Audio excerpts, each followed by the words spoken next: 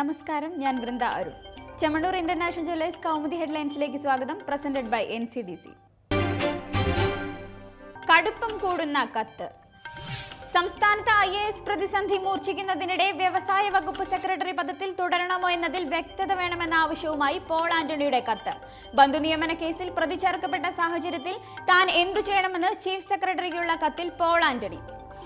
വിവാദങ്ങളിലെ നീരസം വ്യക്തമാക്കുന്ന കത്ത് പോൾ ആന്റണിക്കെതിരെ മുഖ്യമന്ത്രി കടുത്ത നിലപാട് സ്വീകരിച്ചേക്കുമെന്ന അഭ്യൂഹങ്ങൾക്കിടെ വ്യവസായ വകുപ്പിൽ നിന്ന് അദ്ദേഹത്തെ മാറ്റിക്കൊണ്ട് സർക്കാർ ഇന്ന് ഉത്തരവ് പുറപ്പെടുവിക്കുമെന്ന് സൂചന.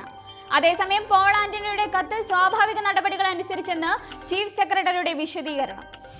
അതിനിടെ മലബാർ സിമന്റ്സ് മുൻ MD K പത്മകുമാറിന് ക്ലീൻ ചിറ്റ് നൽകി പോൾ ആന്റണി നൽകിയ റിപ്പോർട്ട് തള്ളി മുഖ്യമന്ത്രിയുടെ നടപടി.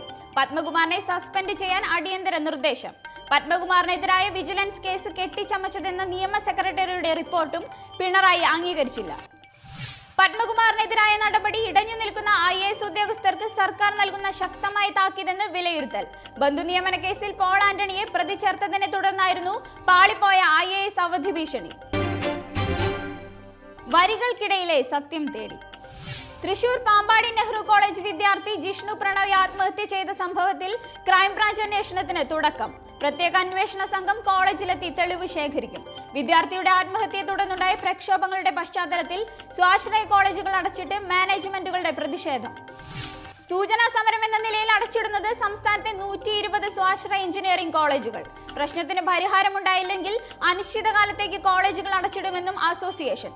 വിഷയത്തിൽ സർക്കാർ അടിയന്തര നടപടി സ്വീകരിച്ചിട്ടുണ്ടെന്നും ദീർഘകാലാടിസ്ഥാനത്തിലുള്ള നടപടികൾക്കായി പ്രത്യേക സമിതി രൂപീകരിച്ചിട്ടുണ്ടെന്നും മന്ത്രി C രവീന്ദ്രനാഥ്.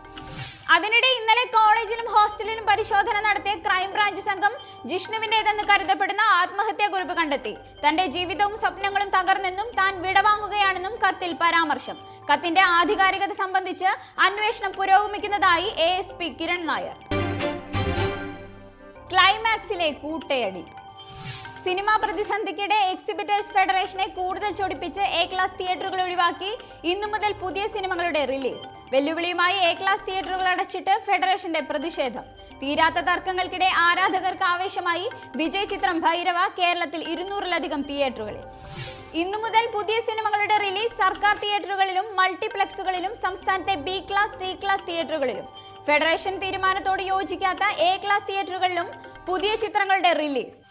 സമരവുമായി സഹകരിക്കുന്ന തിയേറ്റർ ഉടമകൾക്ക് ഭാവിയിൽ പ്രത്യേക പരിഗണന നൽകുമെന്ന് നിർമ്മാണ വിതരണ സംഘടനകൾ.